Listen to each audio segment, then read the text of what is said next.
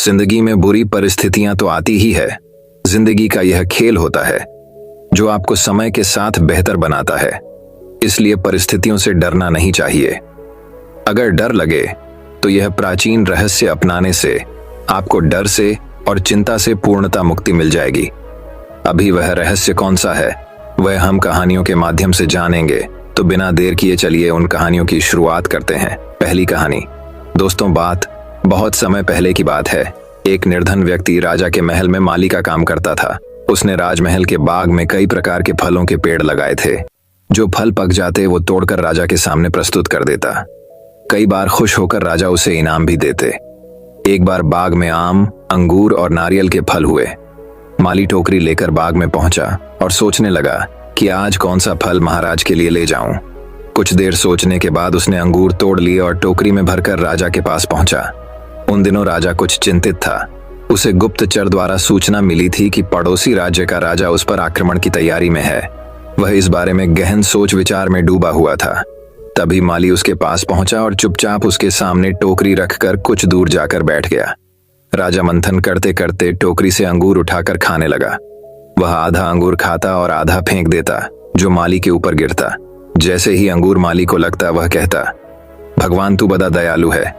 सोच विचार में डूबे राजा का ध्यान इस ओर नहीं था कि वह अंगूर माली के ऊपर फेंक रहा है। एक बार फिर उसने अंगूर माली के ऊपर फेंका और माली ने फिर से कहा, भगवान तू बड़ा दयालु है। इस बार राजा का ध्यान माली की ओर चला गया। उसने आश्चर्य से उसे देखा और पूछा, माली, मैं तुम पर झूठे फल फेंक रहा हूं और तुम कह रहे हो भगवान तू बड़ा दयालु है। इसमें भगवान की कैसी दया। माली ने उत्तर दिया, महाराज, आज बाग में 3 तरह के फल थे, आम, अंगूर और नारियल। मैं सोच रहा था कि आपके लिए कौन सा फल लाऊं।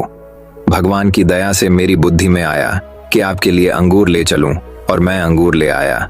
यदि मैं आम या नारियल ले आता तो सोचिए मेरा हाल क्या होता। इसलिए मैं कह रहा हूं कि भगवान बड़ा दयालु है। राजा माली का उत्तर सोचने लगा कि वह व्यर्थ में चिंतित है। भगवान की दया से उसे समय रहते पड़ोसी राज्य के राजा के मंसूबों का पता चल गया है। इससे उसे अपने राज्य की रक्षा की तैयारी का पर्याप्त समय मिल गया है। उसने भगवान को धन्यवाद दिया और राज्य की रक्षा की तैयारी में जुट गया। जब युद्ध हुआ तो उसमें उसकी विजय हुई और उसने अपना राज्य बचा लिया। दोस्तों, यह कहानी हमें यह शिक्षा प्रदान करती है कि समय का चक्र ऐसा ही है। कभी अच्छा समय आएगा तो कभी बुरा। अच्छे समय में हम भगवान को धन्यवाद देना भूल जाते हैं और बुरे समय में शिकायत करने लग जाते हैं। जबकि आवश्यकता है कि अच्छे समय के लिए हम भगवान का धन्यवाद करें और बुरे समय के लिए आभार व्यक्त करें कि हमें हर परिस्थितियों का सामना कर मजबूत इंसान बनाने उसने हमारे सामने वे परिस्थितियां उत्पन्न की हैं। छोटी छोटी परेशानियों का सामना करके ही हम बड़ी मुसीबतों का सामना करने योग्य बन पाएंगे। इसलिए जीवन में आने वाली छोटी छोटी समस्याओं से घबराए नहीं। सकारात्मक रहकर समस्या के निवारण के बारे में चिंतन करें, योजना बनाएं और निवारण में जुट जाएं। बुरी परिस्थितियां आपकी दृढ़ता की परीक्षा है। ऐसे समय में टूटे नहीं। ये साबित कर दें कि आप हर परिस्थिति का सामना कर सकते हैं, उससे उबर सकते हैं और जीवन में आगे बढ़ सकते हैं। जीवन की ऊबड़ खाबड़ डगर पर चलकर ही आप दृढ़ और मजबूत इंसान के तौर पर खड़े हो पाएंगे। तो दोस्तों, अब चलिए हमारे दूसरी कहानी की शुरुआत करते हैं। दूसरी कहानी। दोस्तों, नई कहानी की शुरुआत इस प्रकार होती है। दोस्तों, बात बहुत समय पहले की है। एक गांव में 2 बहनें रहा करती थीं, चुरकी और मुर्की। चुरकी सांवली रंग की, साधारण रूप रंग की लड़की थी। वहीं मुर्की गौर वर्ण की बहुत सुंदर लड़की थी। साधारण रूप रंग के कारण चुरकी का विवाह एक गरीब परिवार में हुआ। वहीं मुर्की की सुंदरता पर रीझकर एक अमीर व्यक्ति ने उससे विवाह किया। अपनी सुंदरता का घमंड तो मुर्की को पहले ही से था। विवाह के बाद उसे दौलत का भी घमंड हो गया। दोनों बहनें आसपास ही रहा करती थीं। जब भी मौका मिलता मुर्की चुरकी को उसकी गरीबी के कारण नीचा दिखाने की कोशिश करती। चुरकी को बुरा तो लगता, किंतु वह मन महसूस कर रह जाती। चुरकी के दिन बड़ी तंगहाली में गुजर रहे थे। 2 वक्त की रोटी भी बड़ी मुश्किल से जुट पाती थी। कई बार उसने मुर्की से मदद की गुहार की, किंतु मुर्की ने कभी उसकी कोई मदद नहीं की। एक दिन चुरकी ने सोचा कि दूसरे गांव में रहने वाले अपने भाई से मदद मांग लूं। वह कभी इनकार नहीं करेगा और वह अपने बच्चों को घर पर पति के पास छोड़ दूसरे गांव के लिए निकल पड़ी। रास्ते में उसे एक गौशाला दिखाई पड़ी जिसके द्वार पर एक गाय खड़ी थी। चुरकी को देखकर गाय बोली, बेटी जरा मेरी गौशाला साफ कर दे, बैठने की भी जगह नहीं है। चुरकी ने देखा कि पूरी गौशाला गोबर से भरी हुई है। उसने गौशाला साफ कर दी। गाय ने उसका धन्यवाद किया और वापस आते समय मिलकर जाने की बात कही। चुरकी आगे बढ़ गई। कुछ दूर जाने के बाद उसे बेर का पेड़ दिखाई पड़ा। वह पेड़ के पास से गुजरी तो बेर के पेड़ ने कहा, बहन नीचे बहुत सारे कांटे बिखरे हुए हैं, जरा साफ कर दो। चुरकी ने बिना देर के बेर के पेड़ के नीचे से सारे कांटे साफ कर दिए। बेर के पेड़ ने उसका धन्यवाद किया और वापस आते समय मिलकर जाने की बात कही। चुरकी आगे बढ़ गई। आगे बढ़ने पर उसे एक बूढ़ी अम्मा दिखाई पड़ी जो सिर पर भारी टोकरी ले जा रही थी। चुरकी ने उससे पूछा, कहाँ जा रही हो अम्मा? गांव तक जा रही हूं बेटी, बूढ़ी अम्मा ने जवाब दिया। मैं भी गांव जा रही हूं, लाओ अपनी टोकरी मुझे दे दो, चुरकी ने कहा और बूढ़ी अम्मा के सिर से टोकरी ले ली। दोनों साथ साथ गांव पहुंची। चुरकी ने बूढ़ी अम्मा के घर तक टोकरी छोड़ी और अपने भाई के घर पहुंच गई। मगर उस समय भाई घर पर नहीं था। वह अपनी भाभी से मिली और उसे अपने घर के हालात बताकर मदद की गुहार लगाई।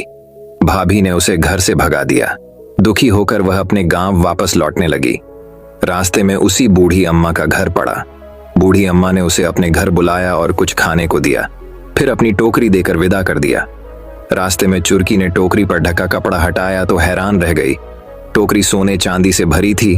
वह चलते चलते बेर के पेड़ के पास पहुंची। बेर के पेड़ ने उसे रोका और कहा, मेरे तने की खोह में तुम्हारे लिए उपहार है। चुरकी ने खोह में हाथ डाला। वहां उसे हीरे जवाहरात की पोटली मिली। वह बेर के पेड़ का धन्यवाद कर आगे बढ़ गई। चलते चलते वह गौशाला के पास पहुंची। वहां गाय उसका इंतजार कर रही थी। उसने अपने गले में बंधी सोने की घंटी उसे दे दी। चुरकी जब घर पहुंची तो सारी चीजें अपने पति और बच्चों को दिखाई। वे सभी बहुत खुश हुए। उनके दिन फिर गए। वे गांव के अमीर लोगों में शुमार हो गए। ये देखकर मुर्की झलक उड़ गई। एक दिन उसने चुरकी के बच्चों को अपने घर बुलाया और उनसे पूछा कि वे उतने अमीर कैसे बन गए। बच्चों को कुछ पता नहीं था। वे बोले, माँ मामा के घर से उपहार लाई। मुर्की ने सोचा कि जरूर उसके भाई ने चुरकी को उपहार में ढेर सारा रुपया पैसा दिया होगा। उसने भी अपने भाई के घर जाने का फैसला कर लिया। अगले दिन वह भाई के गांव के लिए निकल पड़ी। रास्ते में उसे गौशाला के सामने खड़ी गाय दिखी। गाय ने उससे गौशाला साफ करने का निवेदन किया, जिसे ठुकराकर मुरक्की आगे बढ़ गई। आगे उसे बेर का पेड़ दिखा, जिसने उससे कांटे साफ करने का निवेदन किया, किंतु मुर्की मुंह बनाकर आगे बढ़ गई। गांव के बाहर उसे वही बूढ़ी अम्मा दिखाई पड़ी, जो टोकरी सिर पर रखकर घर जा रही थी। उसने मुर्की से टोकरी घर तक पहुंचाने को कहा, तो मुर्की यह कहकर आगे बढ़ गई कि वह उसकी नौकर नहीं है। वह आखिरकार अपने भाई के घर पहुंची। भाई घर पर ही था। उसने उसका खूब सत्कार किया, मगर बिना कुछ दिए ही उसे वापस भेज दिया। दुखी मन से वह वापस लौटने लगी। रास्ते में उसे प्यास लगी। वह पानी मांगने एक घर में गई। वह उसी बूढ़ी अम्मा का घर था। उसने उसे पानी दिया। पानी पीते ही मुर्की का मुंह कड़वा हो गया। वह वहां से निकल गई। रास्ते में उसे बेर का पेड़ दिखा, तो उसने सोचा कि बेर खाकर अपने मुंह का स्वाद ठीक कर लूं। वह बेर तोड़ने के लिए आगे बढ़ी तो उसके पैर में कांटे चुभ गए। उसके पैर लहू लुहान हो गए। किसी प्रकार चलते हुए वह गाय के गौशाला तक पहुंची। वह दर्द के मारे कराह रही थी। वह वहीं टीले पर बैठने को हुई तो गाय ने उसे सींग मारकर गिरा दिया। उसकी कमर टूट गई। किसी प्रकार वह घर पहुंची और महीनों बिस्तर पर पड़ी रही। उसे अपने बुरे व्यवहार, घमंड और लालच का फल मिल गया था। दोस्तों, यह कहानी हमें ये शिक्षा प्रदान करती है कि कभी घमंड नहीं करना चाहिए और हमेशा दूसरों की सहायता करनी चाहिए। हमें वही फल स्वरूप मिलता है जैसे हमारे कर्म होते हैं। तो दोस्तों, अब चलिए हमारे तीसरी कहानी की शुरुआत करते हैं। तीसरी कहानी, परेशानियों का हल। एक छोटे से गांव में एक बोहद बद्धा जमींदार रहता था, जो कि बहुत आमिर था। गांव का छोटे से छोटा फैसला करने के लिए भी सारे गांव वाले उसी के पास जाते थे और उसी से राय लेते थे। एक बार उस जमींदार के आंखों में किसी तरह का इन्फेक्शन हो गया। उसने गांव के सारे हकीमों से अपना इलाज करवाया, लेकिन उसकी आंखें ठीक नहीं हुई। वो जब भी आंखें खोलता था तो उसे बड़ी तकलीफ हुआ करती थी। फिर कुछ दिनों के बाद वो अपनी आंखों का इलाज करवाने के लिए गांव से बाहर चला गया। बाहर के डॉक्टरों ने उसकी आंखों का चेकअप किया, और उस जमींदार से कहा कि आपकी आंखों में एक तरह का इन्फेक्शन हो गया है। आपकी आंखों के सामने हरे कलर के अलावा अगर कोई दूसरा कलर आया तो आपकी आंखें जलने लगेंगी, उसमें तकलीफ होने लगेंगी। जब जमींदार ने यह बात सुनी तो वो डर गया और बहुत ही परेशान रहने लगा। और अब वो जमींदार ज्यादातर अपनी आंखें बंद ही रखने लगा था, क्योंकि उसके आसपास दूसरी चीजें भी थीं जो कि हरे कलर की नहीं थीं। वो जमींदार दिन रात बस इस प्रॉब्लम के सल्यूशन के बारे में ही सोचने लगा था और परेशान रहने लगा था। कई दिन सोचने के बाद उसके दिमाग में एक आइडिया आया। उसने अपने नौकरों को बुलाया और कहा, इस सारे गांव को हरा कलर मारकर हरा कर दो। गांव में जहां जहां भी जाता हूं सारी जगह को हरा कर दो। उस जमींदार के कहने पर सारे गांव को हरा कर दिया गया। लेकिन इतना सब कुछ करने के बाद भी कुछ चीजें ऐसी थीं जिसे वो हरा नहीं कर सकता था, जैसे कि आसमान जो हमेशा नीला रहता है, उसके शरीर का कलर, रोटी का कलर, और भी बहुत सी चीजें ऐसी थीं जिसे वो हरा नहीं कर सकता था। एक दिन एक लड़का उस गांवों से गुजर रहा था। जब उस लड़के ने देखा कि उस गांव में सारी चीजें हरे कलर की है, तो उस लड़के ने वहां के कुछ गांव वालों से पूछा, यहाँ सब हरे कलर का क्यों है? तो गांव वालों ने उससे कहा कि हमारे गांव में एक जमींदार हैं जिनके आंखों में इन्फेक्शन हो गया है और वो हरे कलर के अलावा अगर कोई दूसरा कलर देखते हैं तो उनकी आंखें जलने लगती हैं। ये सुनने के बाद वो लड्डू उस जमींदार के घर गया और जमींदार से बात की। उसने कहा, आपने अपने आंखों की वजह से सारे गांव को हरा कर दिया है। इस प्रॉब्लम का सल्यूशन तो बहुत ही सिंपल था। आप एक हरे कलर का चश्मा लगा लीजिए जिससे आपको सारी दुनिया हरी दिखेगी। दोस्तों, हमें इस कहानी से ये सीखने को मिलता है, कई बार हमारे प्रॉब्लम का सल्यूशन बहुत ही छोटा सा और बहुत ही छोटा होता है, लेकिन हम उस प्रॉब्लम के बारे में सोच सोच कर उस प्रॉब्लम को इतना बढ़ा कर देते हैं, फिर जहां से कोई सल्यूशन नजर नहीं आता है। तो दोस्तों, अब चलिए हमारे चौथी कहानी की शुरुआत करते हैं। चौथी कहानी, सही समय। एक बार एक आदमी ने मेंढक को पकड़कर एक बर्तन में डाल दिया। फिर उस आदमी ने बर्तन के अंदर थोड़ा सा पानी डाल दिया। बर्तन इतना बड़ा भी नहीं था कि मेंढक उसे छलांग ना मार सके, लेकिन उस मेंढक ने ऐसा नहीं किया। फिर उस आदमी ने बर्तन को स्टोव पर रख दिया और बर्तन के नीचे आग लगा दी। फिर धीरे धीरे बर्तन के अंदर का पानी गर्म होने लगा। उस बर्तन के अंदर जो मेंढक था वह पानी के टेम्परेचर के हिसाब से खुद को एडजस्ट कर रहा था अपनी एनर्जी से। पानी का टेम्परेचर धीरे धीरे बढ़ने लगा, मतलब कि धीरे धीरे और भी ज्यादा गर्म होने लगा, और मेंढक अभी भी अपनी एनर्जी का इस्तेमाल करते हुए टेम्परेचर के हिसाब से अपने बॉडी को एडजस्ट कर रहा था। अब एक समय ऐसा आया कि वह पानी बहुत ही ज्यादा गर्म हो चुका था और मेंढक की सारी एनर्जी भी खत्म हो चुकी थी, और अब वह मेंढक चाह के भी बर्तन से बाहर नहीं निकल सकता था और उस बर्तन से छलांग नहीं मार सकता था, क्योंकि उसके अंदर अब उतनी एनर्जी ही नहीं बची थी कि वह छलांग मारकर वह बर्तन से बाहर निकल आए, क्योंकि उसने अपनी सारी एनर्जी शुरुआत में ही पानी के टेम्परेचर के साथ एडजस्ट करने में लगा दी थी। और अब उस मेंढक के अंदर कुछ भी एनर्जी नहीं बची थी, जिसकी वजह से वह मेंढक उसी पानी में ही मर गया। इस कहानी से हमें यह सीख मिलती है कि अगर वह मेंढक चाहता तो शुरुआत में ही छलांग मारकर उस बर्तन से बाहर आ सकता था, क्योंकि बर्तन ज्यादा बाद भी नहीं था। लेकिन उसने ऐसा नहीं किया। उसने अपनी सारी एनर्जी एक ही जगह पर लगा दी थी, पानी के टेम्परेचर के साथ खुद को एडजस्ट करने में। और जब आखिर में उसके पास कोई ऑप्शन नहीं बचा सिवाय उस बर्तन से बाहर निकलने में, तब वह ऐसा कर नहीं सका, क्योंकि उसकी अंदर की सारी एनर्जी खत्म हो चुकी थी। मेंढक की मौत किस वजह से हुई? गर्म पानी की वजह से नहीं, मौत हुई सही समय पर छलांग न करने की वजह से। हम भी इसी तरह अच्छे वक्त का इंतजार करते रहते हैं। अच्छे वक्त का इंतजार मत करो, बस छलांग लगा दो। सब कुछ सही करने का सोच कर मत कूदो, क्योंकि ऐसा सोचोगे तो कभी कूद ही नहीं पाओगे। कहते हैं सबसे अच्छा कूदने का वक्त तब होता है जब आप तैयार नहीं होते हो, क्योंकि असली तैयारी कूदने के बाद शुरू होती है। और अपनी एनर्जी एक ही चीज पर वेस्ट मत करो, हमेशा अपनी एनर्जी को बचा कर रखो सही चीजों को वक्त देने के लिए, इससे आपकी इंप्रूवमेंट हो। आज के समय में बहुत से लोग अपनी एनर्जी फिजूल चीजों पर लगा रहे हैं, और जब वह बाद में कुछ मीनिंगफुल करने के लिए बैठते हैं तो उनके अंदर इतनी एनर्जी और वक्त नहीं रहता है जिससे वह उस काम को कर सके, और वह एक जगह पूरी तरह से फोकस नहीं कर पाते हैं। तो दोस्तों, अब चलिए हमारे 5वीं कहानी की शुरुआत करते हैं। 5वीं कहानी, एक बार की बात है, एक शिकारी था जो पक्षियों का शिकार करता था। एक दिन और शिकारी मार्केट जाता है और अपने लिए मार्केट से एक डॉग खरीदता है उसे दिन गुजारने। के बाद वह शिकारी नदी के पास बतख का शिकार करने जाता है और वह अपने साथ उसे डॉग को भी ले जाता है। वह जब घात लगाकर बतख के शिकार के लिए बैठा होता है तभी वह देखता है कि उसका जो डॉग था वह पानी के ऊपर चल रहा था। अब ये देखकर वह शिकारी बहुत ही हैरान हो जाता है। वह सोच में पड़ जाता है कि यह डॉग पानी के ऊपर कैसे चल पा रहा है। ये देखकर वह शिकारी हैरान हुआ और साथ ही साथ बहुत खुश भी हो जाता है। उसने सोचा जब मैं इस डॉग को अपने दोस्त को दिखाऊंगा तब वह भी हैरान हो जाएगा और मैं उसका चेहरे का रिएक्शन देखूंगा।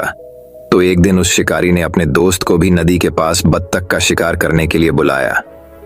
उस शिकारी ने अपने डॉग से बहुत सारी बत्तखों का शिकार किया क्योंकि वह डॉग पानी के ऊपर चल सकता था। जब उस शिकारी के दोस्त ने इस डॉग को पानी के ऊपर चलते हुए देखा तब उसने कुछ भी नहीं कहा और ना ही उसे कोई हैरानी हुई। वह बिल्कुल ही चुप रहा। शिकारी अपने दोस्त का रिएक्शन देखना चाहता था लेकिन ऐसा कुछ भी नहीं हुआ। शिकारी बतख का शिकार करने के बाद शिकारी और उसका दोस्त जब घर गए तो शिकारी ने अपने दोस्त से पूछा, क्या तुमने मेरे डॉग में कुछ अलग चीज देखी? शिकारी के दोस्त ने कहा कि हाँ, मैंने तुम्हारे डॉग में एक अलग चीज तो देखी है।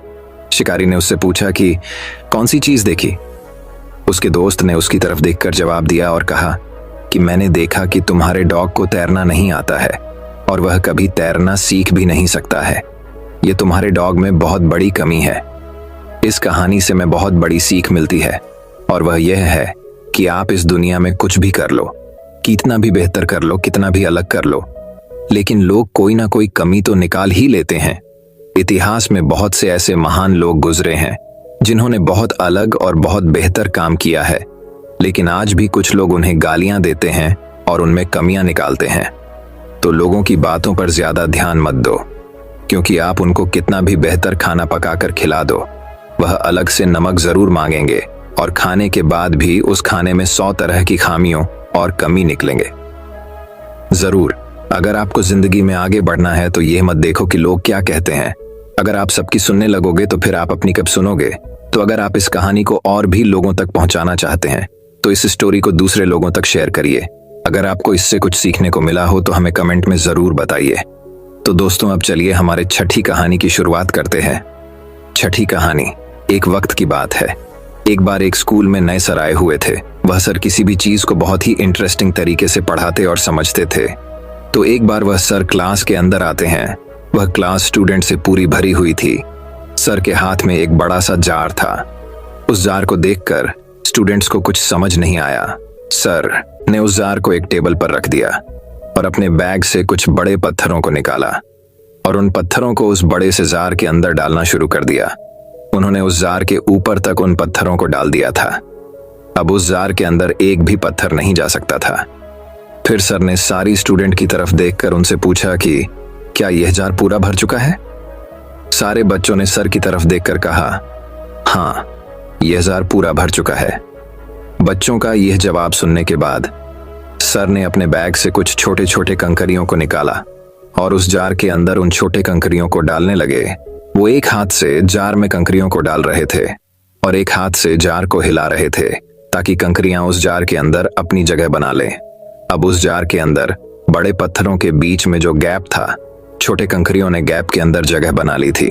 सर ने उन छोटे कंकारियों को भी जार के ऊपर तक भर दिया और फिर से सारी स्टूडेंट की तरफ देखकर कहा, क्या अब ये जार पूरी तरह से भर चुका है? इस बार सभी स्टूडेंट्स खामोश थे और बोलने के लिए हिचकिचा रहे थे, लेकिन फिर भी कुछ स्टूडेंट्स ने हाँ में जवाब दिया और सर की तरफ देखकर कहा, यस सर, यह जार अब भर चुका है। तभी सर ने इस बार अपने बैग से एक डिब्बा निकाल जिसमें रेत भरी हुई थी और फिर उस जार को रेत से भरने लगे। फिर रेत जार के छोटे छोटे गैप में जाकर बैठ गई जो कंकर और पत्थरों के बीच में थी। सर ने रेत को भी जहर के ऊपर तक भर दिया और फिर से स्टूडेंट से पूछा, अब क्या ये जार भर चुका है? तभी एक स्टूडेंट खड़ा हुआ और उसने सर से कहा, नहीं सर, उस जार को एक बार हिलाओ। फिर सर ने उस जार को हिलाया। हिलाने के बाद जार में रेत थोड़ा सा नीचे को फिसल गई। सर ने जार के ऊपर फिर से रेत डाल दी और उसे ऊपर तक भर दिया। सर ने उस लड़के की तरफ देखकर कहा, क्या अब यह जार भर चुका है? इस बार सभी स्टूडेंट्स जार को देखकर संतुष्ट हो गए और सभी ने हाँ कहा। तभी सर ने अपने बैग से पानी की एक बोतल निकाली और पानी को उस जार के अंदर डालने लगे पानी भी उस जार के अंदर जाता जा रहा था और सारे स्टूडेंट हैरानी से ये देख रहे थे। सर जार में पानी तब तक डालते रहे जब तक पानी जार से बाहर गिरने नहीं लगा। सारे स्टूडेंट यह देखकर खामोश थे। तभी सर ने समझने वाले अंदाज में सारे स्टूडेंट की तरफ देखकर कहा, इन सारी चीजों से भरा यह जार हमारी जिंदगी की तरह है, और ये जो बड़े पत्थर है जो मैंने इस जार में सबसे पहले डाले थे वो हमारी जिंदगी की इंपॉर्टेंट चीजों की तरह है, जैसे कि हमारी फैमिली, हमारे दोस्त, हमारी हेल्थ। अगर बाकी सब कुछ हमसे छीन जाए, हमसे छूट जाए और यह हमारे साथ हो, फिर भी हमारा जार भरा ही रहेगा, हमारी जिंदगी भरी रहेगी। और कांकरियां हमारी जिंदगी की वो दूसरी चीज होती है जो हमारे लिए जरूरी होती है, जैसे हमारी जब, हमारा घर और हमारी गाड़ी, और रेत जो है वह हमारी जिंदगी की आम और मामूली चीजों को रिप्रेजेंट करती। बस इन्हीं चीजों के बीच हमारी जिंदगी घूमती रहती है। लेकिन अगर उस जार में हम रेत या कंकर को पहले डाल दें, तब जार में उन पत्थरों के लिए जगह नहीं बचेंगे। लेकिन जब मैंने पहले उन पत्थरों को उस जार में डाला, तब कंकरियां और रेत भी उस जार में आराम से समा गए। यही चीज हमारी जिंदगी पर भी अप्लाई होती है। हमारी जिंदगी में भी हमें पहले अपनी फैमिली, हेल्थ और अपने पैशन को इम्पोर्टेंस देनी चाहिए, बाद में बाकी चीजों को।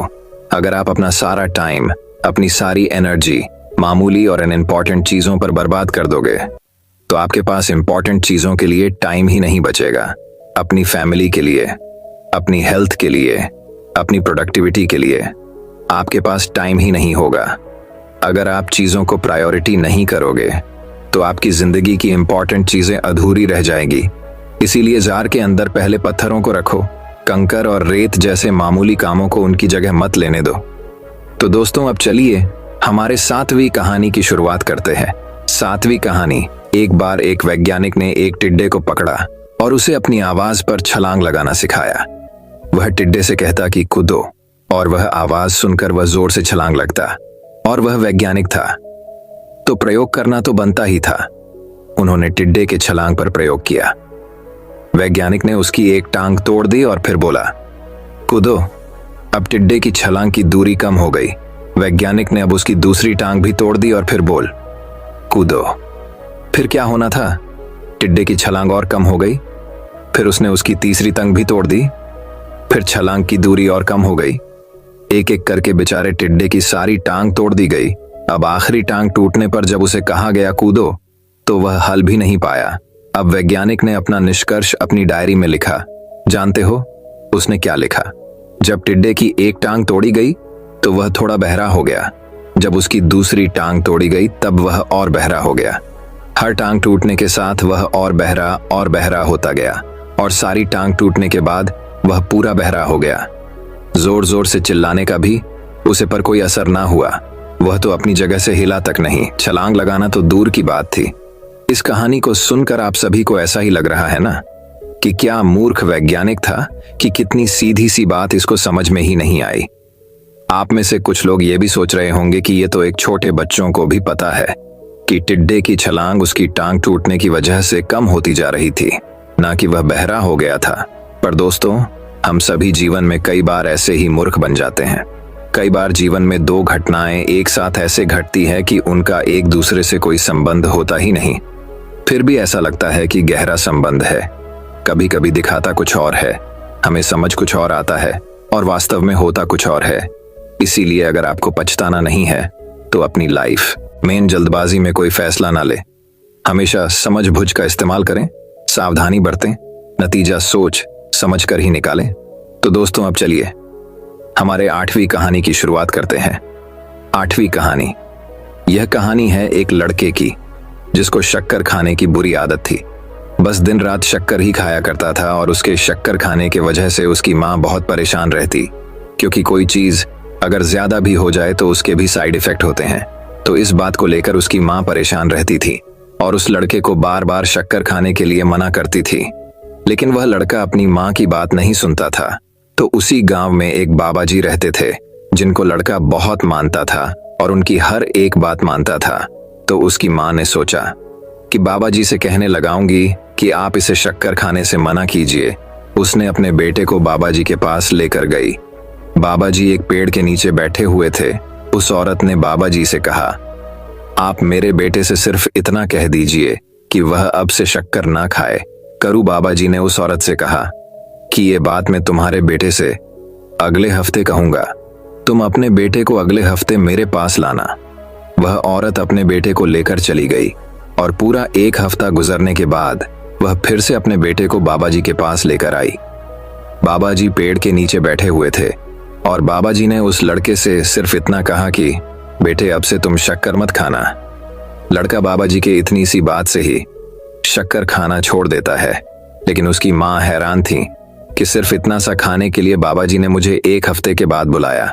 उसने बाबा जी से पूछ ही लिया, बाबा जी सिर्फ इतना सा कहने के लिए तुमने मुझे 1 हफ्ते के बाद क्यों बुलाया?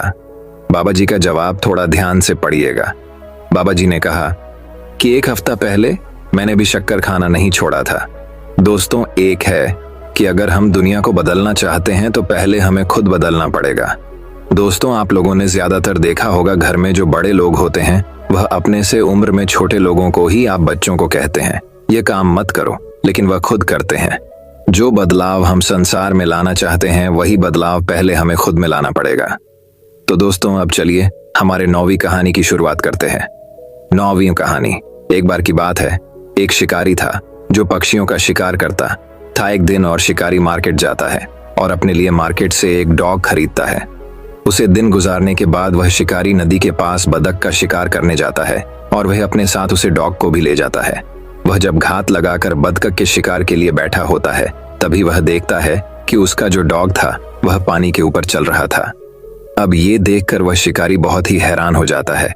वह सोच में पड़ जाता है कि यह डॉग पानी के ऊपर कैसे चल पा रहा है। ये देखकर वह शिकारी हैरान हुआ और साथ ही साथ बहुत खुश भी हो जाता है। उसने सोचा जब मैं इस डॉग को अपने दोस्त को दिखाऊंगा तब वह भी हैरान हो जाएगा और मैं उसका चेहरे का रिएक्शन देखूंगा। तो एक दिन उस शिकारी ने अपने दोस्त को भी नदी के पास बत्तख का शिकार करने के लिए बुलाया। उस शिकारी ने अपने डॉग से बहुत सारी बत्तखों का शिकार किया क्योंकि वह डॉग पानी के ऊपर चल सकता था। जब उस शिकारी के दोस्त ने इस डॉग को पानी के ऊपर चलते हुए देखा तब उसने कुछ भी नहीं कहा और ना ही उसे कोई हैरानी हुई। वह बिल्कुल ही चुप रहा। शिकारी अपने दोस्त का रिएक्शन देखना चाहता था लेकिन ऐसा कुछ भी नहीं हुआ। शिकारी बतख का शिकार करने के बाद शिकारी और उसका दोस्त जब घर गए तो शिकारी ने अपने दोस्त से पूछा, क्या तुमने मेरे डॉग में कुछ अलग चीज देखी? शिकारी के दोस्त ने कहा कि हाँ, मैंने तुम्हारे डॉग में एक अलग चीज तो देखी है। शिकारी ने उससे पूछा कि कौन सी चीज देखी? उसके दोस्त ने उसकी तरफ देखकर जवाब दिया और कहा कि मैंने देखा कि तुम्हारे डॉग को तैरना नहीं आता है और वह कभी तैरना सीख भी नहीं सकता है। ये तुम्हारे डॉग में बहुत बड़ी कमी है। इस कहानी से मैं बहुत बड़ी सीख मिलती है और वह ये है कि आप इस दुनिया में कुछ भी कर लो, कितना भी बेहतर कर लो, कितना भी अलग कर लो, लेकिन लोग कोई ना कोई कमी तो निकाल ही लेते हैं। इतिहास में बहुत से ऐसे महान लोग गुजरे हैं जिन्होंने बहुत अलग और बहुत बेहतर काम किया है, लेकिन आज भी कुछ लोग उन्हें गालियां देते हैं और उनमें कमियां निकालते हैं। तो लोगों की बातों पर ज्यादा ध्यान मत दो, क्योंकि आप उनको कितना भी बेहतर खाना पकाकर खिला दो, वह अलग से नमक जरूर मांगेंगे और खाने के बाद भी उस खाने में 100 तरह की खामियों और कमी निकलेंगे। जरूर, अगर आपको जिंदगी में आगे बढ़ना है तो यह मत देखो कि लोग क्या कहते हैं। अगर आप सबकी सुनने लगोगे तो फिर आप अपनी कब सुनोगे। तो दोस्तों, अब चलिए हमारे 10वीं कहानी की शुरुआत करते हैं। 10वीं कहानी। एक वक्त की बात है, एक बार एक स्कूल में नए सर आए हुए थे। वह सर किसी भी चीज को बहुत ही इंटरेस्टिंग तरीके से पढ़ाते और समझते थे। तो एक बार वह सर क्लास के अंदर आते हैं। वह क्लास स्टूडेंट से पूरी भरी हुई थी। सर के हाथ में एक बड़ा सा जार था। उस जार को देखकर स्टूडेंट्स को कुछ समझ नहीं आया। सर ने उस जार को एक टेबल पर रख दिया और अपने बैग से कुछ बड़े पत्थरों को निकाला और उन पत्थरों को उस बड़े से जार के अंदर डालना शुरू कर दिया। उन्होंने उस जार के ऊपर तक उन पत्थरों को डाल दिया था। अब उस जार के अंदर एक भी पत्थर नहीं जा सकता था। फिर सर ने सारी स्टूडेंट की तरफ देखकर उनसे पूछा कि क्या यह जार पूरा भर चुका है? सारे बच्चों ने सर की तरफ देखकर कहा, हाँ, यह जार पूरा भर चुका है।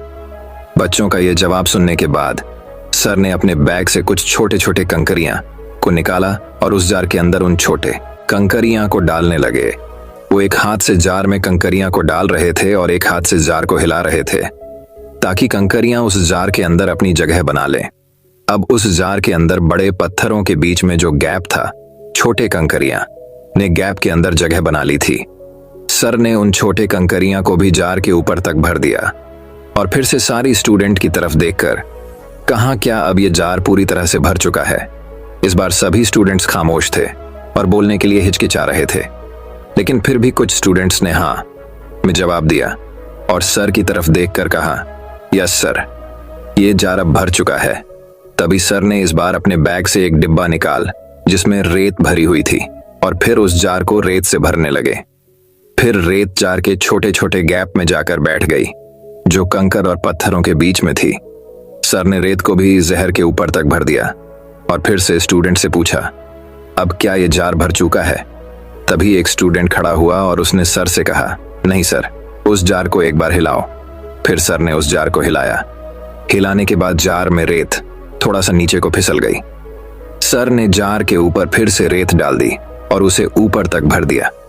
सर ने उस लड़के की तरफ देखकर कहा, क्या अब यह जार भर चुका है? इस बार सभी स्टूडेंट इस जार को देखकर संतुष्ट हो गए और सभी ने कहा। तभी सर ने अपने बैग से पानी की एक बोतल निकाली और पानी को उस जार के अंदर डालने लगे। पानी भी उस जार के अंदर जाता जा रहा था और सारे स्टूडेंट हैरानी से ये देख रहे थे। सर जार में पानी तब तक डालते रहे जब तक पानी जार से बाहर गिरने नहीं लगा। सारे स्टूडेंट ये देखकर खामोश थे। तभी सर ने समझने वाले अंदाज में सारे स्टूडेंट की तरफ देखकर कहा, इन सारी चीजों से भरा ये जार हमारी जिंदगी की तरह है और ये जो बड़े पत्थर है जो मैंने इस जार में सबसे पहले डाले थे वो हमारी जिंदगी की इंपॉर्टेंट चीजों की तरह है, जैसे कि हमारी फैमिली, हमारे दोस्त, हमारी हेल्थ। अगर बाकी सब कुछ हमसे छीन जाए, हमसे छूट जाए और ये हमारे साथ हो, फिर भी हमारा जार भरा ही रहेगा, हमारी जिंदगी भरी रहेगी। और कांकरियां हमारी जिंदगी की वो दूसरी चीज होती है जो हमारे लिए जरूरी होती है, जैसे हमारी जब, हमारा घर और हमारी गाड़ी, और रेत जो है वह हमारी जिंदगी की आम और मामूली चीजों को रिप्रेजेंट करती है। बस इन्हीं चीजों के बीच हमारी जिंदगी घूमती रहती है। लेकिन अगर उस जार में हम रेत या कंकर को पहले डाल दें, तब जार में उन पत्थरों के लिए जगह नहीं बचेंगे। लेकिन जब मैंने पहले उन पत्थरों को उस जार में डाला, तब कंकरियां और रेत भी उस जार में आराम से समा गए। दोस्तों, मैं उम्मीद करता हूं कि यह कहानी सुनने से आपके जीवन में अच्छे बदलाव आए होंगे। आपको इस वीडियो से क्या सीखने मिला, यह कमेंट करके जरूर बताएं।